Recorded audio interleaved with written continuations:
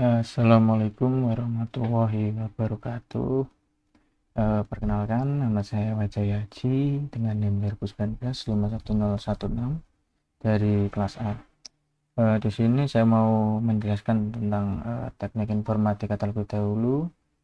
Oke, yang pertama itu, apa itu teknik informatika? Di sini saya menjelaskan teknik informatika adalah suatu bidang studi yang melakukan pembahasan terkait pengolahan data dengan memanfaatkan teknologi komputer dan menggunakan prinsip logika. Jadi teknik informatika ini berkenaan dengan data-database dan diproses dengan logika-logika yang logis. Lebih jelasnya lagi, jurusan teknik informatika mempelajari dan menerapkan prinsip-prinsip ilmu komputer dan analis matematis dalam perancangan, pengujian, pengembangan, dan evaluasi sistem operasi. Perangkat lunak, yaitu perangkat lunaknya seperti di softwarenya dan kinerja komputer. Ada lagi itu kayak software sama hardwarenya. Nah, seperti itu. Selanjutnya belajar apa saja di jurusan teknik informatika. Nah, di sini kalau kita langsung memilih atau berkecimpung di bidang informatika, sudah siaplah kamu untuk mengikuti kuliah yang menuntut ilmu kecerdasan. Kecerdasan maksudnya di logika, mainnya logika. Nah, mahasiswa jurusan teknik informatika akan diajarkan tentang pemrograman. Sini programming seperti program game, Android, terus website gitu ya. Terus pengembangan perangkat lunak, softwarenya, dan teknologi jaringan komputer. Dasar matematika dan kemampuan analis yang kuat wajib dimiliki untuk meminimalisir terjadinya kesalahan dalam membuat suatu program. Nah, di teknik informatika ini kita harus pandai lah ibaratnya untuk ilmu matematika sebagai dasar-dasarnya saja supaya bisa lebih lebih bisa menjamin kalau diri kita itu mampu untuk terjun di teknik informatika.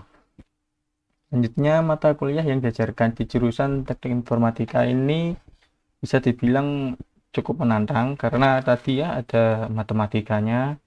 Terus sebagai contohnya di jurusan teknik informatika pada semester awal saja mahasiswa sudah bertemu dengan program mata kuliah yang bikin pusing kalau belum pernah ya. Maksudnya kalau dari SMK itu nggak ambil jurusan TKJ kayak gitu, langsung ke teknik informatika itu kayaknya agak down gitu.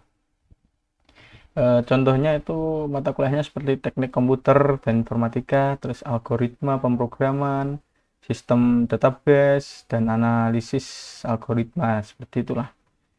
Itu kan kayak asing-asing gitu kalau yang belum tahu gitu. Nah, kemudian pada semester akhir perkuliahan itu mahasiswa belajar tentang rekayasa perangkat lunak, data warehouse, data mining, nah seperti itulah. Selain mata kuliah wajib tersebut, yang tadi itu, eh, kamu dapat memilih mata kuliah peminatan.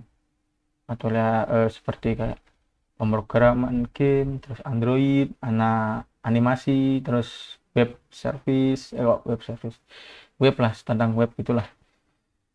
Nah, pada semester akhir juga kita di ya semua sih itu di jurusan itu kalau di TI ada magang kayak PKL, terus KKN ada KKL gitu. Nah, selanjutnya kenapa kita eh, mengambil jurusan teknik informatika? Kalau di sini menurut saya itu keuntungan kuliah di jurusan teknik informatika yaitu lapangan pekerjaannya luas, sangat luas, dan semua perusahaan sekarang itu membutuhkan IT, teknologi informasi kayak gitu. Nah, tim IT bahkan menjadi salah satu tulang punggung keberhasilan suatu bisnis. Tidak hanya di Indonesia, sarjana teknik informatika dibutuhkan di berbagai perusahaan seluruh dunia terkait dengan perkembangan teknologi sekarang ini yang teknologi sekarang ini kan cukup pesat ya perkembangannya. Jadi untuk IT itu sangatlah penting. Selain itu, sarjana IT, kamu juga dapat mendirikan software house hingga membangun startup sendiri, saya sendiri kayak gitulah. Selanjutnya, nah di sini saya menjelaskan pemrograman game. Nah, apa itu pemrograman game? Nah, di sini game itu kan sebuah permainan ya. Dalam bahasa Inggrisnya itu game itu bahasa Inggris yang berarti kan permainan. Nah, untuk permainan yaitu sesuatu yang dapat dimainkan dengan aturan tertentu. Sehingga ada yang menang, ada yang kalah. Terus dalam konteks tidak serius atau dengan tujuan refreshing. Game itu kan untuk menghibur diri sendiri sih, supaya kita nggak stres, supaya pikiran terus fresh lah. Suatu cara belajar yang digunakan dalam mengatasi interaksi adalah sejumlah permainan maupun perorangan menunjukkan strategi yang rasional. Nah, game juga kan ada game edukasi untuk menunjang pembelajaran anak-anak gitu kan. Itu kan bisa. Terus selanjutnya jenis-jenis game. Yang pertama ini kan simulasi contoh permainan yang termasuk dalam game simulasi adalah game konstruksi dan manajemen. Simulasi kendaraan seperti yang diterapkan pada permainan balapan, terus perang, luar angkasa, dan mecha. Itu kan cukup bagus sih gamenya untuk simulasinya. Terus yang kedua edukasi, contoh edukasi, yaitu contohnya edukasi game yang dibuat dengan tujuan spesifik alat pendidikan seperti game edukasi, membaca, menghitung, dan lain-lain lah kayak gitu untuk penjelasannya. Baik itu untuk belajar mengenal untuk warna bentuk balita, mengenal huruf kan, dan angka, matematika, sampai belajar bahasa asing. Bahasa asing ini kan seperti kayak bahasa Inggris, bahasa Jepang, Korea gitu. Developer yang membuatnya harus memperhitungkan berbagai hal agar game benar-benar dapat mendidik dan menambah ilmu pengetahuan, meningkatkan keterampilan yang memainkan atau yang dimainkan gamenya itu harus meningkatkan keterampilan dan menambah ilmu. Nah, untuk entertainnya di sini kan aksi syuting tembak-tembakan itu atau hajar-hajaran, bisa juga tusuk-tusukan. Ini kan contoh entertain untuk gamenya, tergantung cerita untuk di game. Game jenis ini sangat memerlukan kecepatan refleks, koordinasi mata tangan, waktu. Inti dari game ini adalah tembak-tembakan yang sekarang baru fenomenal kan PUBG, terus Free Fire kayak gitu gamenya, contoh gamenya. Untuk fighting, pertarungan adalah mengelompokkan game fighting di bagian aksi ya.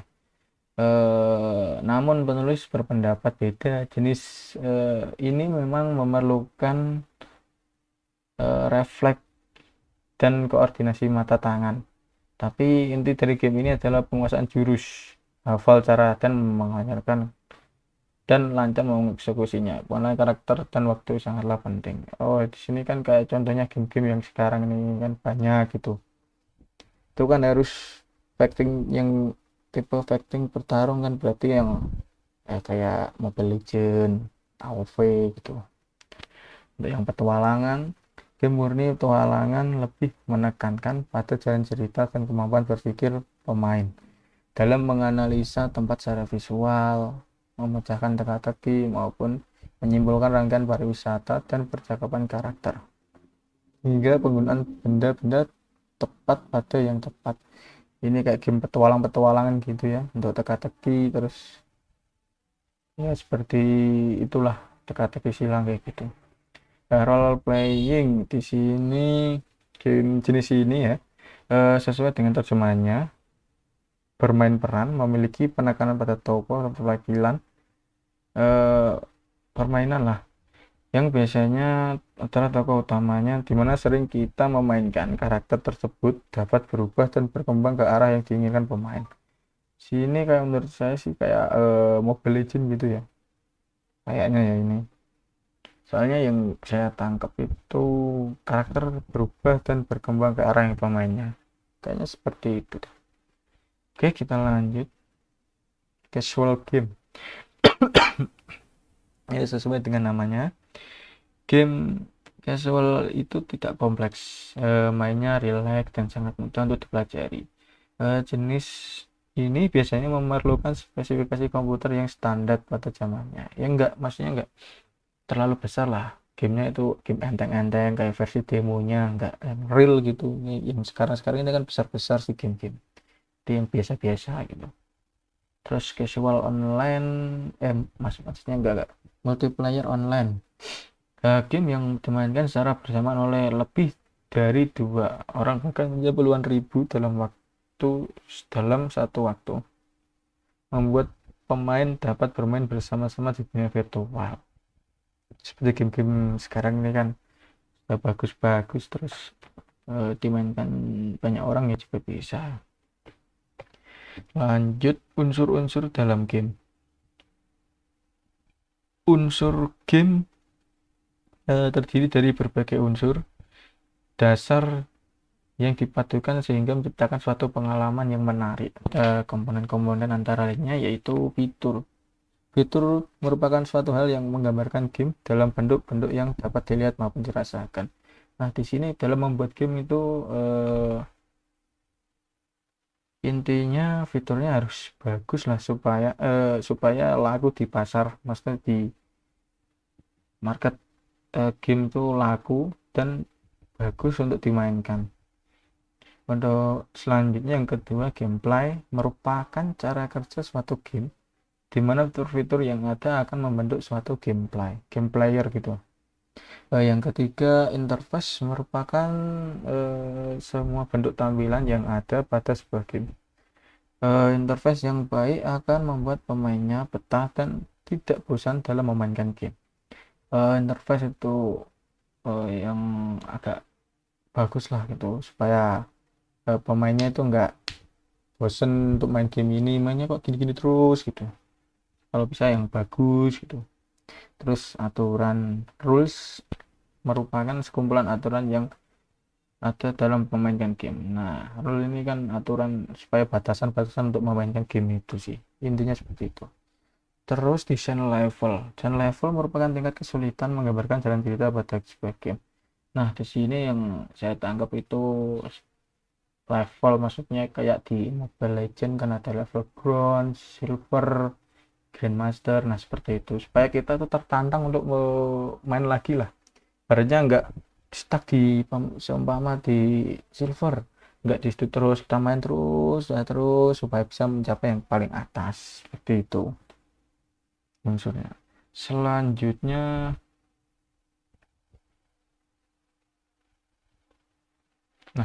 dampak dari game game itu dampak baik dari game edukasi lah yang saya berikan ini. Dampak positifnya, yang pertama, game banyak digunakan orang untuk mengajarkan suatu pengetahuan dan membangun keterampilan baik di bidang edukasi, bisnis maupun militer.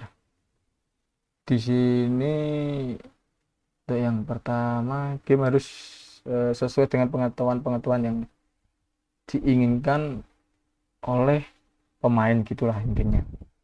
Yang kedua, game efektif digunakan untuk membangun kemampuan matematika dan membaca pada anak. Dibuktikan dengan penelitian yang dilakukan oleh Murphy dan kawan-kawan pada tahun 2002. Game efektif ini itu seperti game pengenalan huruf angka pada matematika, terus game matematika gitulah, seperti hitungan terus yang lain-lain gitu, supaya lebih mengasah otak untuk melakukan hitungan lagi ya, game pembagian kayak gitu. Yang ketiga, game terbukti efektif untuk membantu anak-anak penderita asma dan diabetes mengolah kebiasaan hidup sehat. Bisa sih. Untuk game terbukti efektif untuk membantu penderita.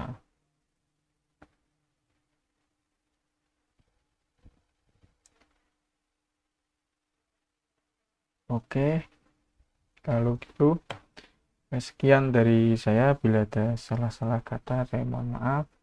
Wassalamualaikum warahmatullahi wabarakatuh.